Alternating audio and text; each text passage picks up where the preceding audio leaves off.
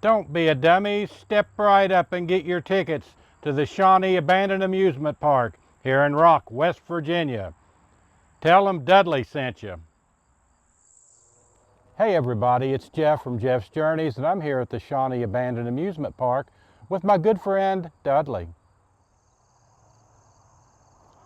And while this area as an amusement park with rides is closed to the public, there are many around here that believe it's secretly still open and that patrons from the past still come here to play.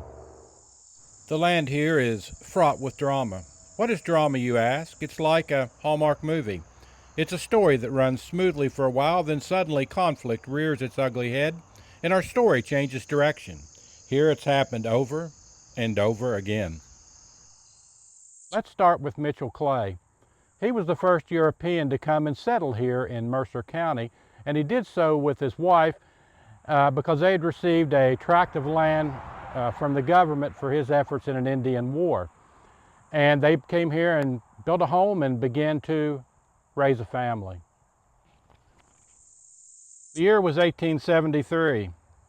One day, Mitchell was out hunting while his wife was at home with the children when rogue members of a Shawnee Indian tribe conducted a raid on their homestead. Mitchell's children, Bartley and Tabitha, were savagely murdered. Another son sadly was taken hostage and taken across the border into Ohio, where he was burned at the stake. And all three children are buried here on the land. And just as something that I left out, I believe it was Mitchell Clay, he went and retrieved the third son, hoping he was alive over in Ohio, and found that he had been burned at the stake, and he brought him back home so all the children would be buried here together. And after that, the land had another fresh start back in 1926 when C.T. Conley Snidow purchased the land and decided to turn it into an amusement park. That amusement park came complete with a swimming pool, a racetrack, concession stands, a dance hall, a speakeasy, don't tell anyone, cabins for overnight stays, and best of all, motorized rides, which included a motorized Ferris wheel and a swing set. Now, the Ferris wheel and the motorized swing set were the park's two most popular rides. This became an ideal place for the coal miners and their families. Coal miners, they worked hard and they played even harder. And this was an ideal place for them to come to, sort of like the Hatfield-McCoy recreational trails of yesteryear. A place where they could come and have their own playground here in southern West Virginia. And sadly, tragedy struck shortly thereafter when Conley Snidow's daughter was tragically killed in an elevator door accident at a hotel where the family was staying near here. Then in the late 1940s, conflict once again hits our amusement park when a soda delivery truck backed into the path of the motorized swing set behind me, tragically killing a young girl. And directly behind me was the scene of yet another tragedy back in the 1950s, when a young boy was out in a canoe and the canoe somehow overturned and he fell into the lake and tragically was drowned. While there were other conflicts and mishaps on the property, the one in 1966 was the beginning of the end for our happy campers. And that happened when a mother dropped her son off here one morning for a day of swimming and other activities. Well, she came back here to the park to get him and he wasn't here. So she went back over to their home and looked and he wasn't there either. She came back to the park and at 7 o'clock that night, they found the young 9-year-old boy submerged beneath the water with his arm stuck in a drain pipe. And after that, the park closed shortly thereafter. But at the close of each chapter, it gives the opportunity for a brand new beginning. And true to script, in 1985, Gaylord White purchased the property from the heirs of Conley Snidow. He'd worked there in high school, and after it closed down, he had a dream to restore it to its former glory. But as fate would have it, two things it would need was a motorized Ferris wheel and a motorized swing set like the ones that were here before And believe it or not, they wound up getting the very same ones, checked by serial numbers, at least for the swing set, from an outfit over in New Jersey, and they made their way back here to Lake Shawnee for another go-around. But sadly, with the cost of doing business rising, due to economic factors as well as the rising cost of insurance rates, the Whites were forced to close down their amusement park. But despite the latest conflict, the White family just kept on going. They turned the area behind me into a trucking mud bog. In the fishing lake, they began to hold tournaments there. As for the mud boggers, trucks from all over the country would come here to slosh around and have a good time. But one day, in the midst of all that four-wheel mud flinging, they flung up something else. It turned out to be some old Indian artifacts. And it turned out that nearby, there was also an old Indian burial ground. Now, the burial ground is not where the amusement park was. The amusement park is back over in that direction, which would be behind you and where I'm pointing.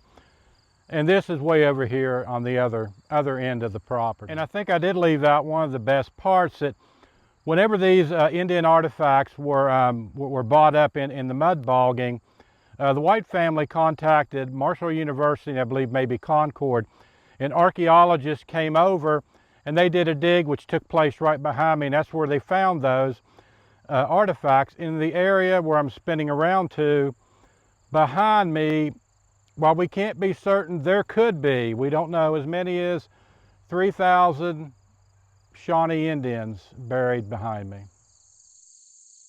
And while it's a little bit hard to tell here as it's getting later in the evening, that stone, that rock, came from another site. Chris, the owner, bought it over here.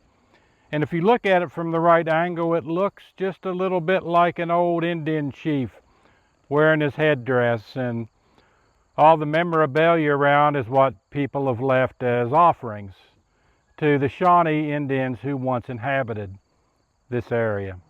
The land is now used for tours, reminding visitors of the park's history, because remembering the past is often a great way to define and shape our future and let the land go where it will.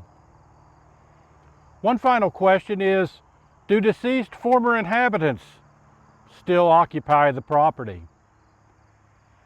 I'll share a couple of stories with you. And you know that Dudley, he can't resist a good story, so we're going to tell you one more before we move on from the pinwheel and the ticket booth. That a few years back there was a gentleman, he drove here all the way, yes, from Philadelphia, Pennsylvania. It was the end of a long day, but he had to get here and came and he found the owner, Chris, and said, I want to go over to the swing set. There's something I need to see. So, being the gentleman he is, Chris said, okay, took him to the swing set. And the place he sat down was actually the same swing that sadly a young girl was killed here many years ago. And to close out the story, he came to this ticket booth right after that. The back door, the only door, is right in behind me. He walked in there and then was immediately thrown out by some force, and it had such an impact on him that he decided it was time to go home. And yes, that story is Dudley approved. And sadly, during the recent floods, the original pinwheel, which was white with four points and it had an orange stick, it washed away in the flood. And Dudley says, if anyone out there can find another one, send it down here to the amusement park. Thank you for your support.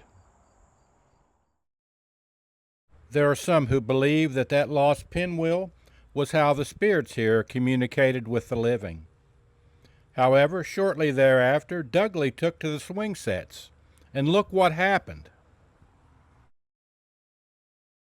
If I didn't know any better, I'd say Dudley has him a secret admirer. Possibly the spirit of a young girl who is said to inhabit the park. Well, that's a wrap for my Halloween edition of Jeff's Journeys from here at Shawnee Abandoned Amusement Park. I hope you will click like and subscribe.